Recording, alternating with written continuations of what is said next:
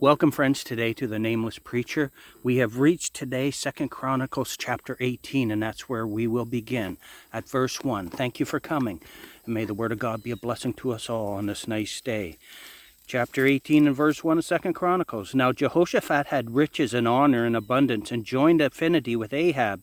And after certain years he went down to Ahab to Samaria, and Ahab killed sheep and oxen for him in abundance, and for the people that he had with him, and persuaded him to go up with him to Ramoth Gilead. And Ahab king of Israel said unto Jehoshaphat king of Judah, Wilt thou go with me to Ramoth Gilead? And he answered him, I am as thou art, and my people as thy people, and we will be with thee in the war. And Jehoshaphat said unto the king of Israel, Inquire, I pray thee, at the word of the Lord today. Therefore the king of Israel gathered together of prophets 400 men, and said unto them, Shall we go to Ramoth Gilead to battle, or shall I forbear? And they said, Go up, for God will deliver it into the king's hand.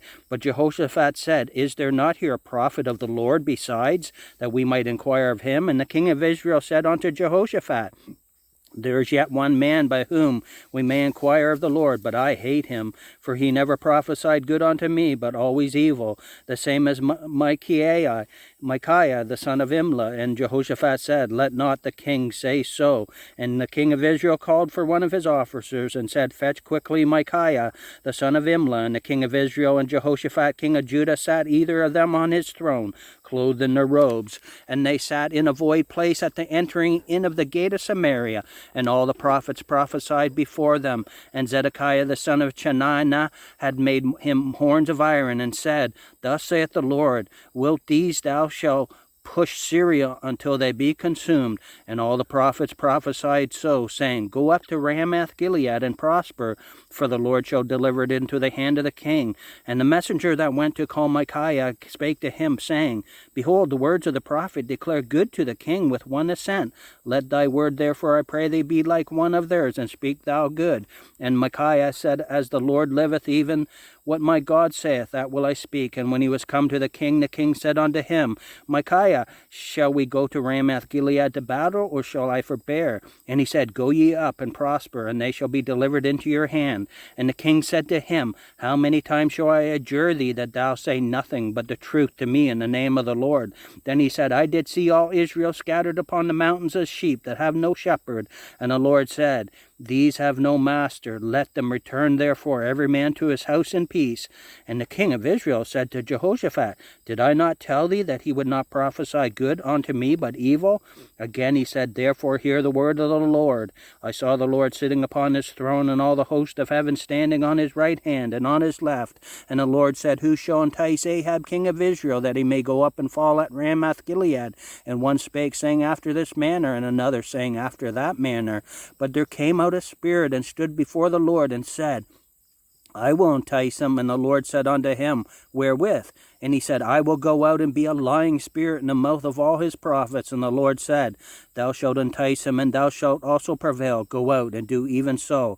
Now therefore, behold, the Lord hath put a lying spirit in the mouth of these thy prophets, and the Lord hath spoken evil against thee.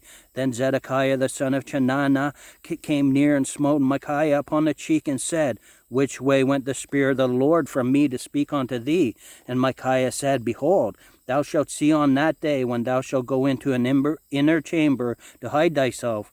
Then the king of Israel said, Take ye Micaiah, and carry him back to Amon, the governor of the city, and to Joash the king's son, and say, Thus saith the king, Put this fellow in the prison, and feed him with bread of affliction, and with water of affliction, until I return in peace.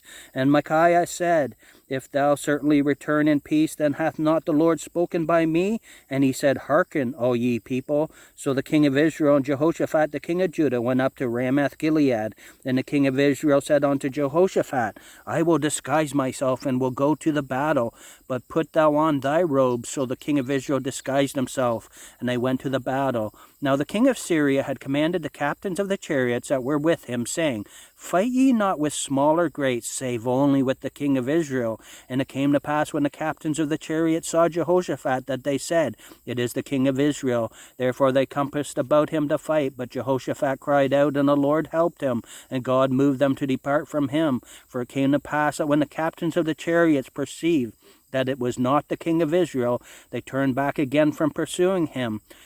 And certain men drew a bow at a venture, and smote the king of Israel between the joints of the harness. Therefore he said to his chariot man, Turn thine hand, that thou mayest carry me out of the host, for I am wounded. And the battle increased that day. Howbeit the king of Israel stayed himself up in his chariot against the Syrians until the even, and about the time of the sun going down, he died. Friends, thank you for coming. That was 2 Kings chapter 18. May the word of God be a blessing to us all and a warning.